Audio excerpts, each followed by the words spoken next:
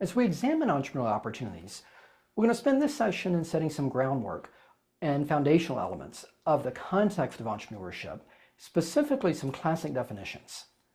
We'll also talk about some modern interpretations of the term and discuss some emerging opportunities as well. So when we look at defining what are entrepreneurial opportunities, this is an area that's been studied within research and within universities, predominantly in the US, over several generations. So this is not brand new to us by any means. What we see in some early definitions is that situations in which new goods, services, raw materials, and organizing methods can be introduced and sold at greater than their cost of production. And while this definition is a bit perhaps overly focused on the commercialization of concepts and ideas, it broadly gives you some insights into the element of new and into the element of bringing something to a market and doing it where the economics make sense. Even if you're a nonprofit, a foundation, a government, that there's some economic model that should make sense in the creation and the delivery of new services. There are also other competing definitions out there.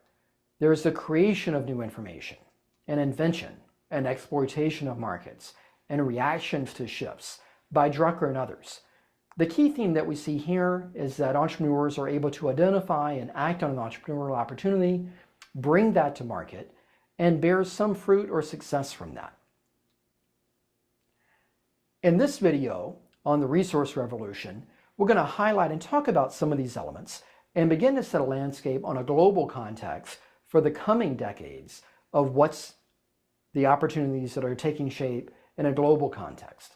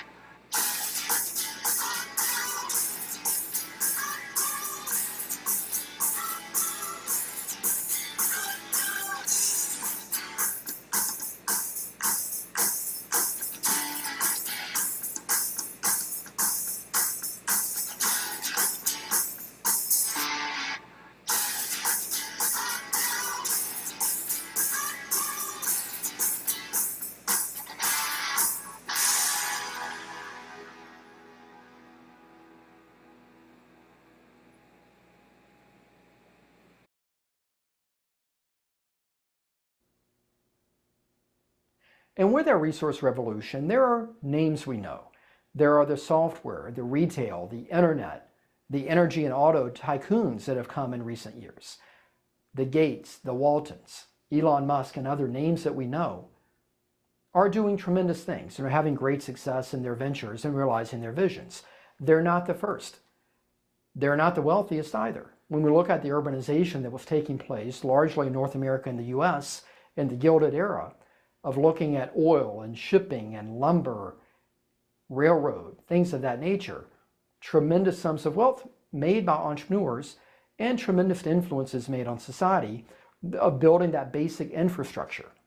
We're seeing those opportunities begin to emerge as well in developing regions around the world. They, again, not the first. You can go back a century prior and look at the mechanization, the industrial age, what was going on in manufacturing, what was going on in banking and land. What we see here, again, is another generation of entrepreneurs that saw opportunities, that recognized the ability of themselves to bring something to market and create that entrepreneurship. And it's happened time and time again. And we're going to learn from some of these individuals as we move through the course. We also see that on the global scale, there are tremendous changes taking place. And we know this in a general context, but we may not know it in a quantitative context. One way to quantify that is through GDP.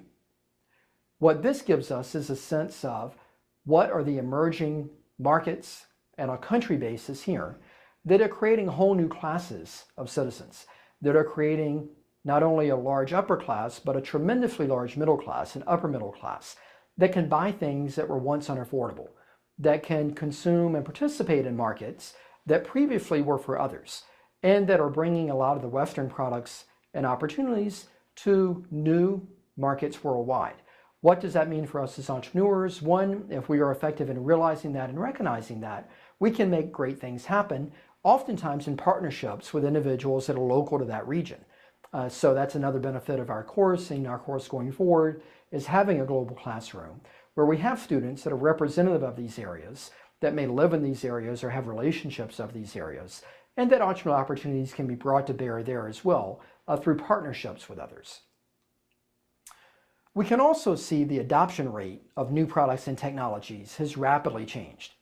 From a time of the early entry of automotives and washing machines and telephone that took decades to reach a 60 or 80% adoption rate in the market, to the more recent technologies of cell phones, of internet and computers that in a very short time span have reached 60, 80, 90% market adoption. The rate of growth, the rate of adoption of new technologies is unprecedented. And it also gives us some insights in that when we looked at these new regions and new markets around the world, the curve will be all the steeper. And so as we have ideas, we need to execute on them reasonably soon. A good idea now will be someone else's good idea later. So in that way, as we talk about decision making, we'll think about how that happens within us, what we can do to enhance that, and what we can do to bring our ideas to market with perhaps a little more urgency and to leverage the great adoptions that are taking place for new technologies and new products. Amazon is a great example of this, and Amazon is a company that we're going to look at through the first few lectures of our course as a mini case study of how to identify and act on entrepreneurial opportunities. Amazon, for decades, has been a leader in print books, has been a leader in printed music, CD-based music, has been a leader in movie sales and DVD sales. But today, 43% of their sales are coming from media, and digital goods are an increasing piece of that. Amazon is not waiting. They're not waiting to see what happens with ebooks. They're not waiting to see what happens with online music. They're not waiting to see what happens with streaming music and media and television and video and movies. They are leading that charge. And what we see here are some data that gives you some insights on what does that mean and what have they done to enter and be leaders in that space and not be comfortable with being the incumbent, not being comfortable with the large company that used to be successful but that went away because they were too slow to respond. So Amazon, again, an interesting company to examine and a company that we'll examine from a few different contexts within our first few lectures of the course. By all definitions, entrepreneurial opportunities differ from the general set of business opportunities. There are new relationships that are uncertain and dynamic. There are new players involved. There's a rapid race involved with bringing these new products and technologies to market. And what we want to do by helping you understand that is that the opportunity identification piece is just the first step. What we'd like to do in these first lectures is help you improve your ability to see entrepreneurial opportunities, to help you make more decisive decisions, to help you invoke these elements of being rational and intuitive and not having to pick one or the other, that you can make big decisions quickly and comfortably that have significant consequences, and that you can take the necessary steps to capitalize on the ideas and the concepts that are emerging. So in summary, when we look at entrepreneurial opportunities, it's a well-established term that's well entrenched and widely studied. And we're going to bring information to you from both the academic arena as well as from the practical arena and the industry experience that we bring to bear. We're going to talk about how new opportunities are emerging in the market and what you can do to either validate or expand opportunities you may already be considering or develop new opportunities that you may not yet have thought of. And we want you to understand decision-making as a foundation for entrepreneurial success. Now, we could skip this and jump right into how do you do financials and marketing plans, but we recognize the value of decision-making and the role of the entrepreneur in entrepreneurship. And so we're going to spend a little bit of time on talking about the thinking element of entrepreneurship, of talking about decision-making, of talking about the entrepreneur, and give you a good solid foundation from which to build on. And then later in the course, we'll begin talking about industries and markets and finance and things of that nature. But it starts with the entrepreneur, and for us, that's going to start with a discussion on decision-making.